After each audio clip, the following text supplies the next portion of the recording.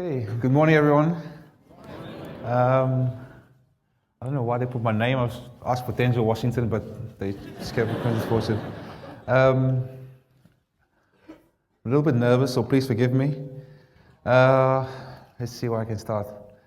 All of you guys like football? Everyone likes football. Who supports Manchester United? Is that good? Ooh, is that? No, there's not United fans. So who supports Arsenal? Liverpool? Can you keep your hands? Arsenal, Liverpool. Can you keep your hands up? Security? Just we got them here. So I've been sitting there and watching all the guys coming before me, and my girlfriend, wherever she is, she's like so nervous. She makes me nervous. I just told her, baby, just leave me alone. Let me just chill out. And a few weeks ago, when I was asked to do this talk, and honestly, the honest truth, I said no. Not that I didn't want to come see you guys, but I was very nervous. I was like, I don't know what I'm going to speak in front of you guys. There's so many good people came before me that inspired you. What am I going to say that inspires you? You guys are clever people, intellectual people, and I'm a football player. And you guys read in the media, football players, we just play football and do crazy stuff. No, not everyone. So I will tell you how this most amazing journey started for me. I'm from Cape Town, South Africa. Thank you, Cape Townians. I love you too. I feel like Michael Jackson over here. And now you guys can imagine Cape Town is like right at the bottom. So I'm from down south, baby. So according to my brother, how this amazing journey for me started is my brother thinks that I got the blessing through my grandmother, which I do believe I got a blessing through both my grandmothers. And this is how it started. So I just need, how long have we got? 15. That's good. I've wasted 5 minutes. The journey started like this. My grandmother, when my grandfather passed away, at the funeral, she's there with all the kids, 8 kids, and she shouted George in Afrikaans. My first language is Afrikaans. And she shouted in Afrikaans, she shouted George. No los je van me, allemaal die kinders. Meaning, George, you leave me with all these children. And on her lap was my mum. My mum was the youngest, and she cried. And the tears of my grandmother fell on my mum's legs. So according to my brother, this is how I received my blessing of playing football. I take that. I grew up, I come from a family of five brothers and 1 sister, and I'm the youngest. So my mum had 4 kids, 4 boys, and 1 girl. And she wanted to have another girl. Unfortunately, she got me. So I got loads of feminine side, ladies. Just talk to me about your feelings. And it was the most amazing upbringing. I was born on the 21st of May, 1977, the year, on the day Manchester United won the FA Cup. So sorry to the Arsenal Liverpool fans. And growing up in Cape Town, at that time, it was during the Apartheid time. And I was too young to understand. My family went through it. And it was amazing. I don't know if you guys have been to Cape Town. I come from the Cape Flats, a place called Q-Town. And you wake up every morning and it's Table Mountain, and you go and play football. That was my life. I went to school, and my mum and dad went to work. My grandmother raised me. My mum did 2 jobs, worked at the library, worked in the hotel in the evenings, and that was their life. And my brothers took care of me during the day when I had to come from school. And that's how I picked up, I think, from my brothers, played football, picked up my football skills. And I just played football every single day, ladies and gentlemen. I went to school, Afrikaans school, where you had to play rugby. I couldn't, no disrespect to all the rugby. Rugby is a great sport, but I couldn't play rugby to save my life. And I think we gave the principal at the school indications like that we love football. We played football before school, after school, during school. Still didn't get it. So I had to play my first rugby game, and I got hurt. And I was football is compared to rugby, very soft.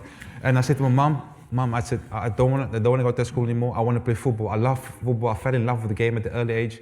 And my mum, bless her, she took me out of the school the same day. Amazing. I thank my mum so much. She moved me from that school, my previous school, to the area where I grew up in Q-Town, and to another school where I played football every single day, ladies and gentlemen. It was amazing. It was like Christmas every day.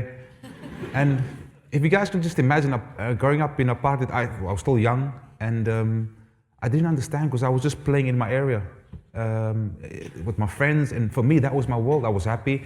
I had food on the table, I had the roof over my head. My brothers, my cousins, we were 11 in a 2-bedroom flat, and it was fine, it was great.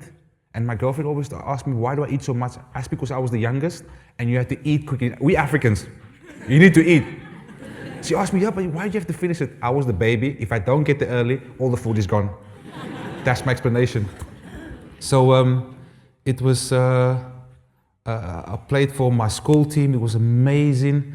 It was just a fantastic experience. I went to every single game. My mum was just happy that I was doing sport, because at that time in my area, still now, if you weren't doing anything positive, you either got caught up in drugs, which is happening a lot in South Africa, gang fight. And the honest truth is, I saw all this. We stayed at the top where I grew up in a flat, and I saw it. I don't know how I survived. It's by God's grace.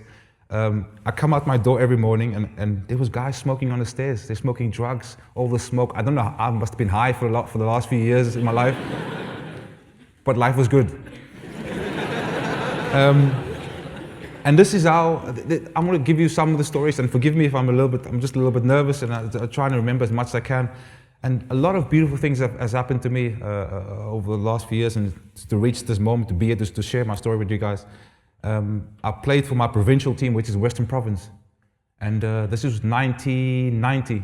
Now, before, I never played with white kids.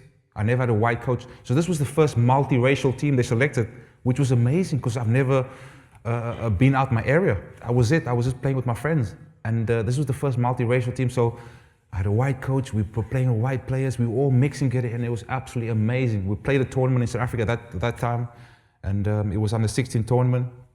And after the tournament, the coach, his name was Colin Gee, he came to me. Now you guys need to understand, like, I never imagined in my life I would leave South Africa, leave Cape Town.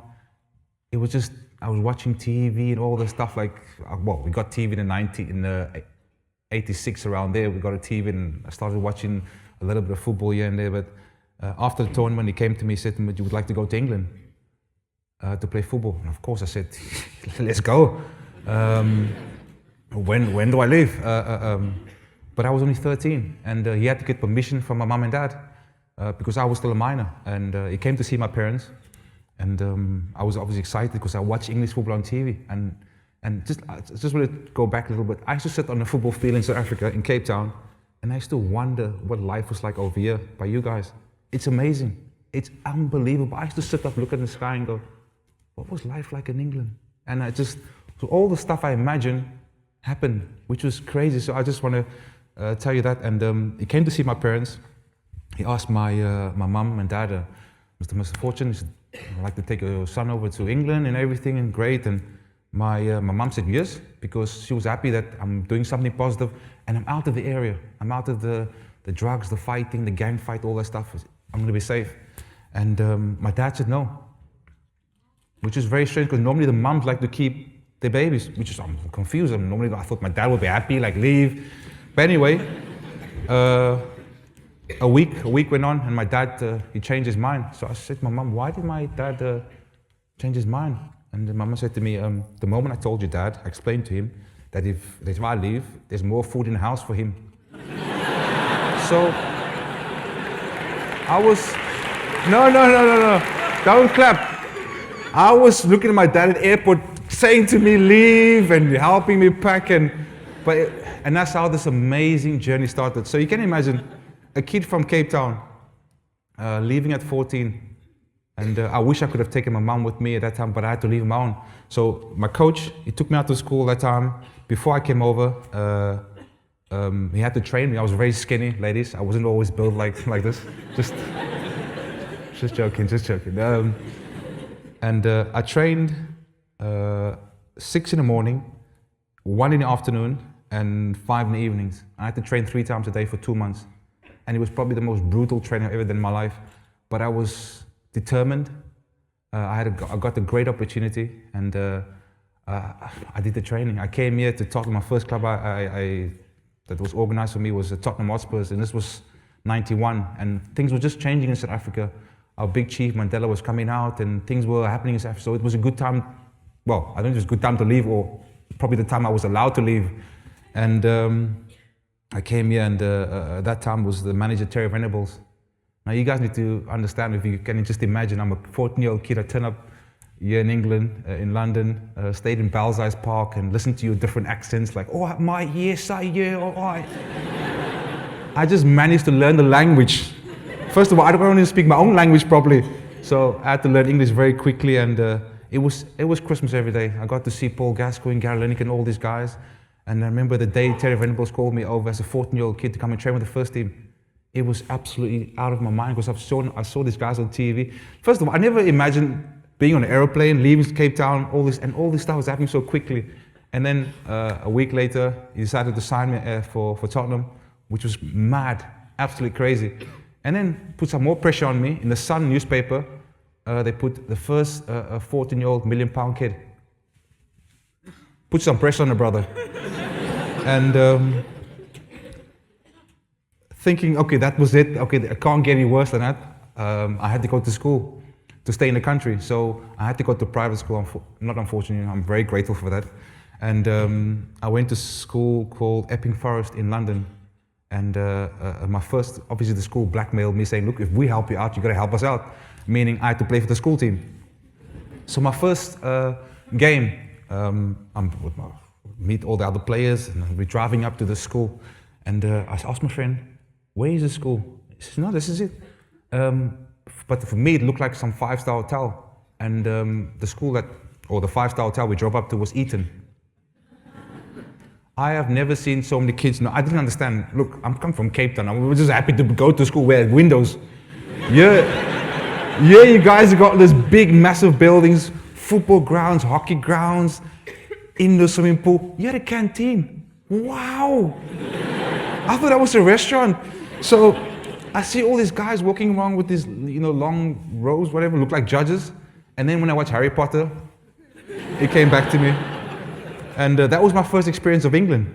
I had 4 amazing years at Tottenham, and I stayed in digs, which meant that the club pay a family that looks after you. And at that time I was earning £20 a week, so £20 a week was like 200 grand for me, people. I was like going to London, getting some trainers, and it was amazing. And the education I got at Tottenham as a kid was fantastic, but unfortunately after 4 years, I had to leave. And I went home and I was disappointed because I thought my life came to an end. It was tough, the time I was at Tottenham. And but forgive me, I just forgot to mention, the thing that got me through the time I spent at Tottenham was the people that looked after me, my landlady, my teammates. The time I think I felt most homesick is when, in the evenings when I had to go back to my room. That's when you feel it. So what I did to avoid the homesick, I used to play football whole day. So I went back to my room at about 9, so just eat and sleep. So that's how I got through it. And I remember my dad said to me before I left, there's 2 things my dad said to me: go to church and give your offering. And I've done it all my life. Now I'm not saying you guys must do that, but that got me through my life, my faith. And I went home after Tottenham, spent 1 year in South Africa, and I thought that was it, but I kept going. And got another opportunity came up to go to Spain. And this is where it all happened, ladies and gentlemen, because all I've been doing, all that preparation as a 14-year-old, but I never had the taste of real professional football. So I signed for Atletico Madrid in Spain. I had to learn Spanish. Anyone can speak Spanish in here? Te quiero, te quiero. I love you too, baby. And so my debut, ladies and gentlemen, was against Barcelona. Now, who remembers Ronaldo? Not Cristiano Ronaldo, I'm talking about proper, not Fat Ronnie, like people call him now, Ronaldo, or Ronaldo de Brazil.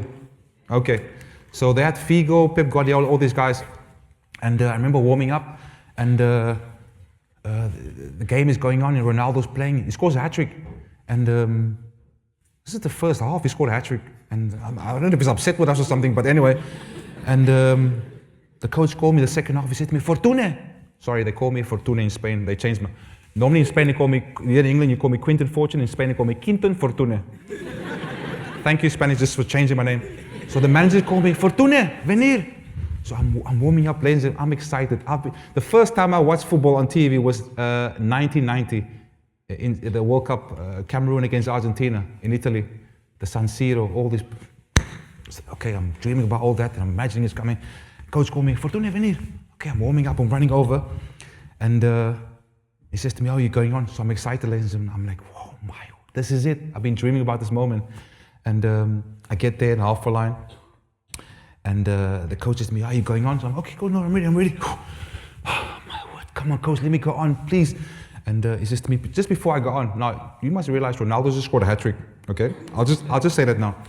And he said to me, you're going on, you do this, you play left. I said, okay, coach, thank you. But before I go on, he says to me, but I want you to mark Ronaldo.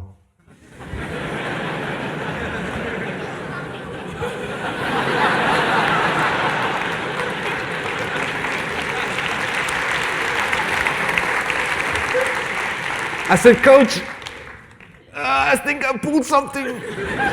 No, that was going through my head. So I get on, and I swear, ladies and gentlemen, do not go and Google this, because this will make me look embarrassing. I get on, and this was my reaction next to the great Ronaldo. I get on, this is my face. Obviously, I'm trying to play cool, you know, I've been there before. I'm sorry, I'm shitting it. And this is my face next to Ronaldo. I get on.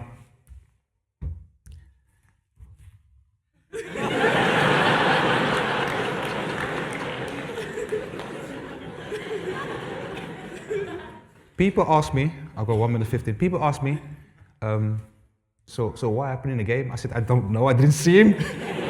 I saw him after the game in the tunnel. But quickly, and then I spent amazing 5 years at Atletico Madrid. Absolutely amazing. Obviously, I missed the weather, I missed the food and the lifestyle and stuff like that. But I got absolutely amazing education there.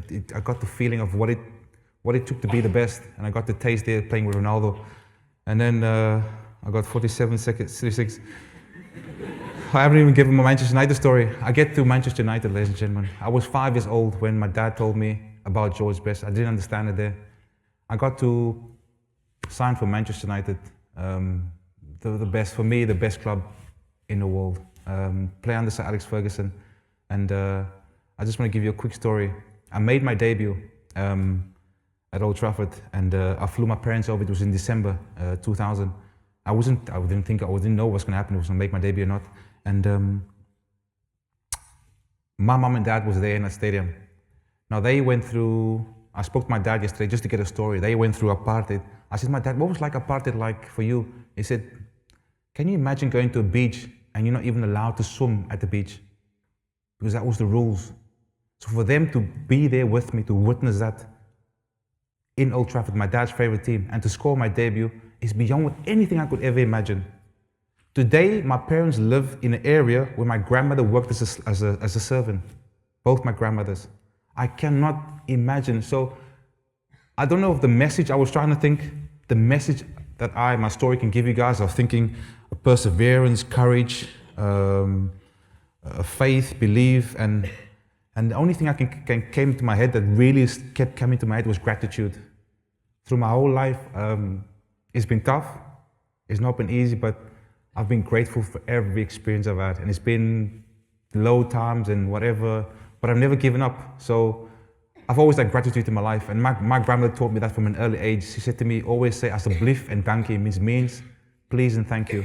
So I thank you so much for allowing me these 18 minutes to share my story. I know I didn't give you too much, but thank you, thank you, thank you.